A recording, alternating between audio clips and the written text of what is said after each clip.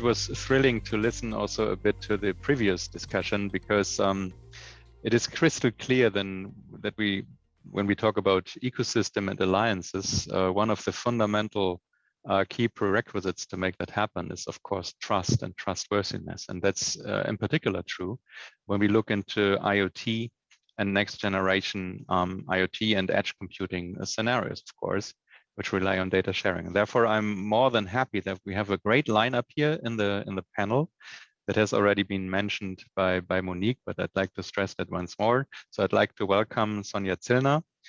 She is lead of core company technology module Trustworthy AI at Siemens. Also, I'd like to welcome Dirk Slamer, Vice President Co-Innovation and IT and IoT Alliances at Bosch. And last, but of course not least, Arthur van der Vees, Managing Director and Founder at Arthur's Legal. I would like to make the proposal that we use first names, because I feel that in, let's say, in international settings, it is quite nice, and I would propose to stick with it. Let me just for, let's say, housekeeping couple of rules. We would like to start with a brief statements of all of these three panelists, like around about 4 or 6 minutes or so. And then we engage, of course, into a discussion. And of course, all the audience is asked to be as active as possible. So drop your question into the chat, and we will then make sure that we will integrate them into the conversation.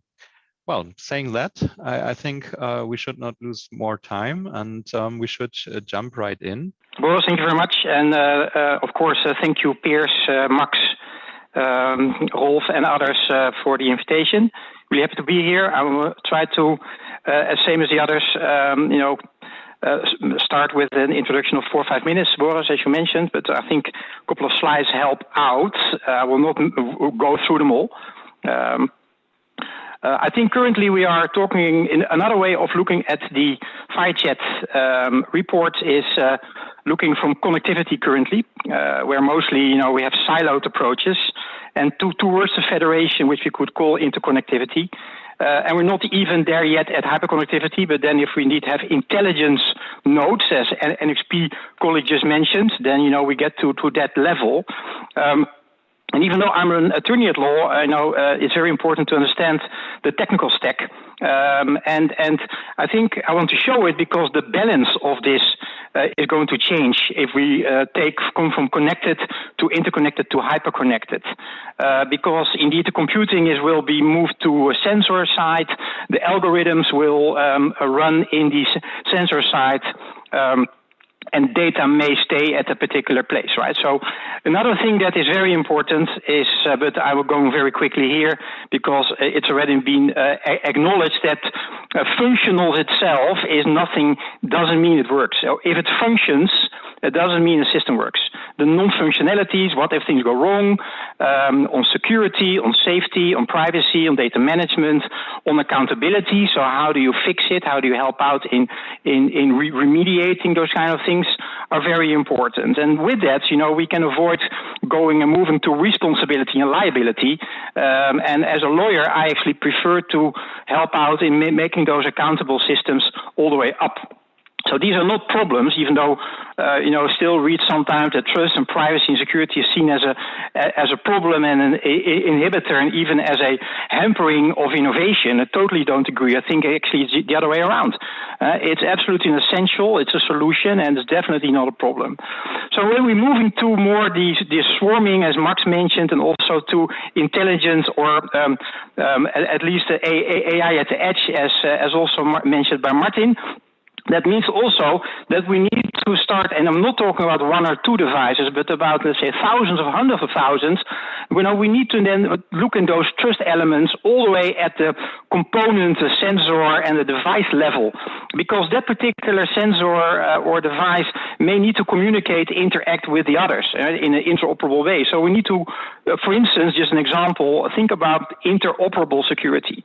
So not only security of the device, but also how it does it communicate, and can it trust the other. So it's not only trust between people and organizations and IoT, but also the IoT systems themselves. So it's not only for each device or each component, but it's also combined and end-to-end. So it is it's complex but absolutely doable, in my point of view. And when we add the human rights, human values, and other European values and universal values to it, you see a lot of them are not going to work all through them, but you see a lot of things regarding identity, including people, organizations, and of course things, but also of course a lot about data. And one thing I heard already from Max and others is, data access. And I think the word data access is great, but we need to perhaps focus more on trusted data sharing that you see on your right, and not necessarily sharing the data itself from the source, but the attribute. So zero knowledge proof, for instance. So you don't know how old somebody is, but the person is old enough to do something. Only green light is then possible. And with that, you can also have a different approach of certification and making sure that it actually works. So my last one is how to get there, because we always talk about trust and the nuances of trust, but I don't think it's difficult. It's just a matter of starting at the right page, and we need to start with taxonomies, not trying to push one standard or one, but a framework, a meta framework, as the European Commission already is working for many years, principle-based approach, and then actually all the different standards that are already there and the gaps that we may see can help out. We can extrapolate certain items of it. And here in my office, by the way, my office consists of 90% women, so diversity, and they are working on AI and IoT every day. So just to state this. But we here have identified from all the standards that we have found related to IoT and cyber physical system, more than 500 unique trust principles, right, on security, on privacy, on safety, and the other. So there is already quite a lot. Things will go to real time, which means, and trust is a mathematical summary of consistency divided through time. So that's going to be, the thing we need to work on. And with that, I would like to stop, because of course I can talk about this topic, as you can hear, a long time in a very passionate way. Very good, Arthur. That's and indeed that came across quite nicely. Very good. So you mentioned one point that was also addressed in the chat already, which basically is related to accountability. And in the chat, somebody, Valentin Popescu, he asked it, okay, we all know these accidents of autonomously driving cars, and also in the light of, let's say, the European AI regulation. In fact, certain accidents happened without, let's say, autopilots reporting any kind of incidents or malfunction. So, well, in your opinion, who's in the end accountable if something goes wrong, and if trust is is misused? Let's call it like that. Exactly. Yeah, we heard already somebody else before in the previous panel talk about chicken and egg. I always like to say, using the chicken and egg visual, and then saying stop pointing at others. Accountability is your own responsibility. Everybody in an IoT ecosystem, whether it's connected, interconnected, or hyperconnected, so depending on the maturity, doesn't matter, but in the ecosystem, everybody has their own accountability, but we also have our group accountability, even to the non-users, which is society.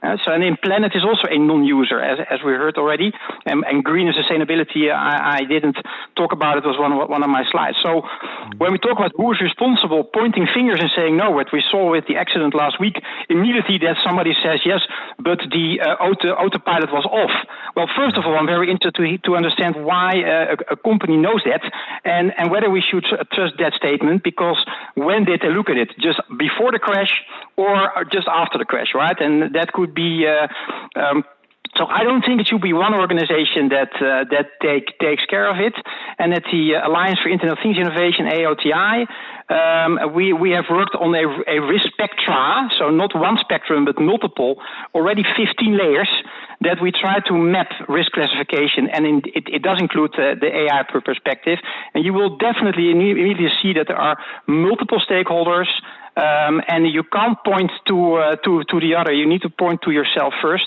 and otherwise, in my point of view, you should not be part of the team. Is there something like data exchange frameworks that allow, let's say, for automatic monetization of data once it's shared? So basically some sort of a built-in billing service. And if so, well, what would be put on the invoice, right? I mean, which amount of euros should be right down there? What's your opinion on that, Arthur? Yeah, but the entire monetization topic.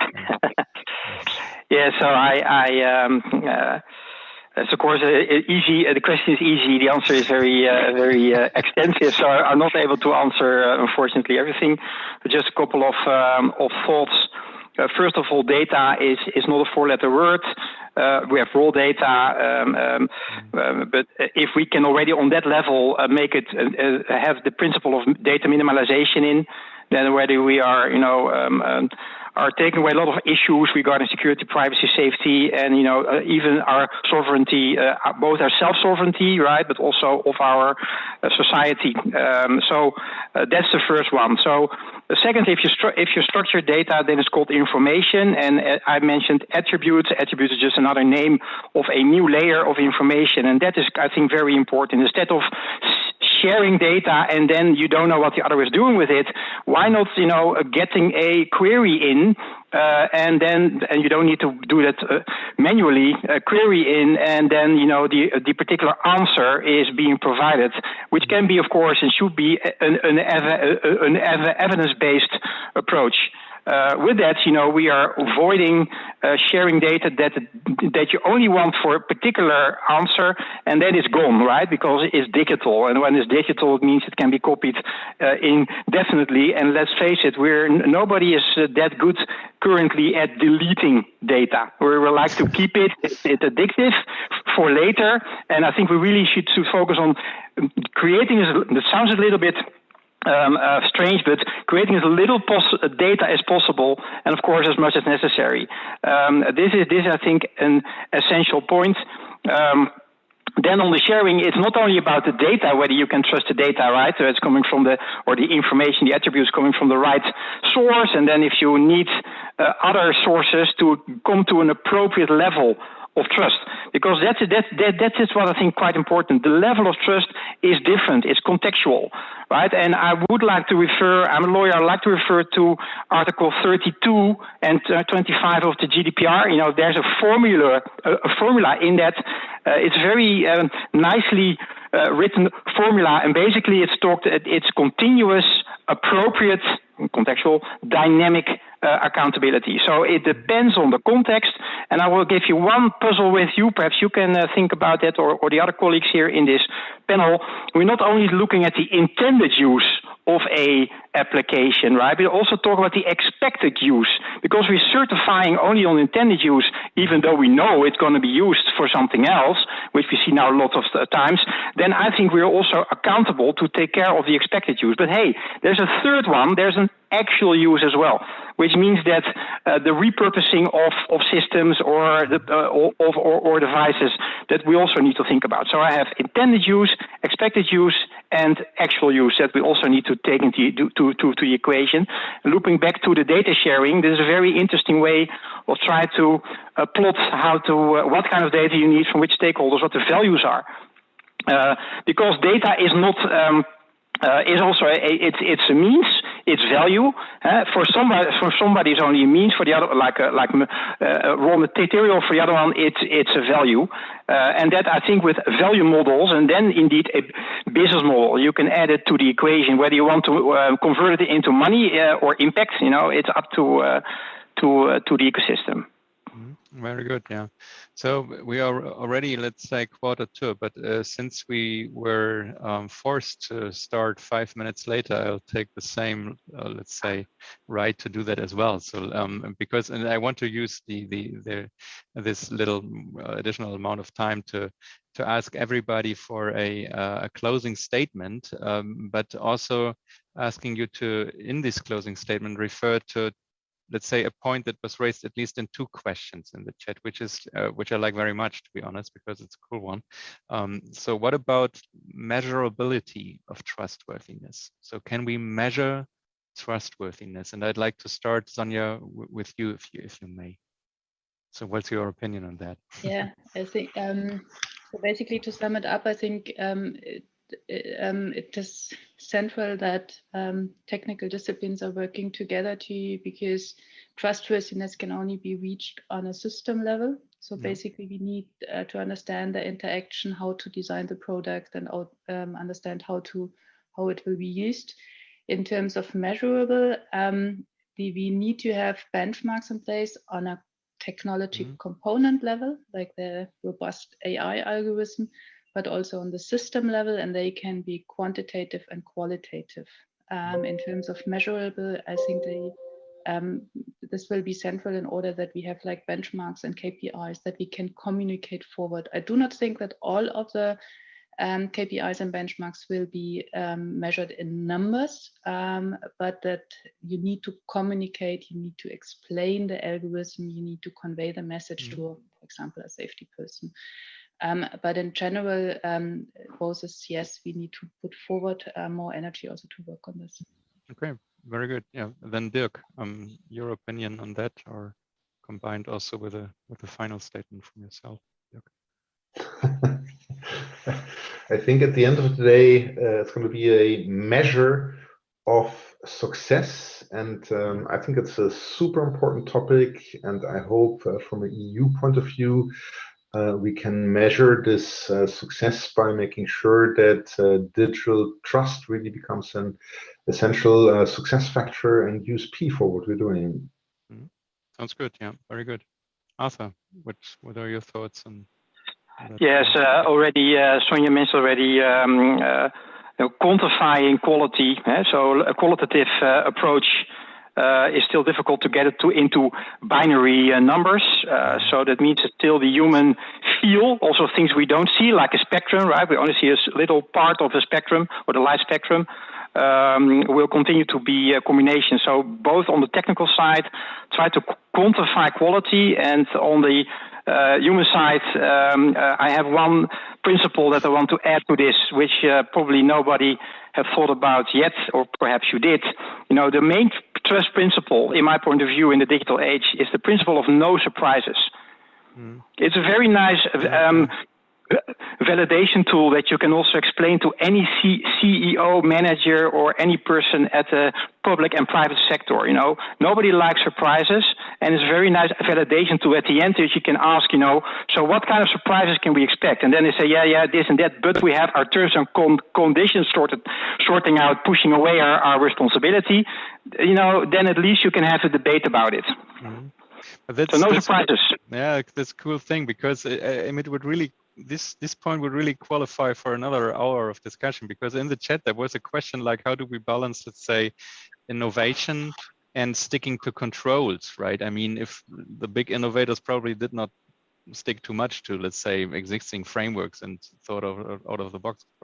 But okay, yeah, I think it was actually time flew by, as always in these kind of hot topic discussions. I would like to take the opportunity to thank all of you three to your great input, and I think it was really eye-opening and thrilling with cool ideas.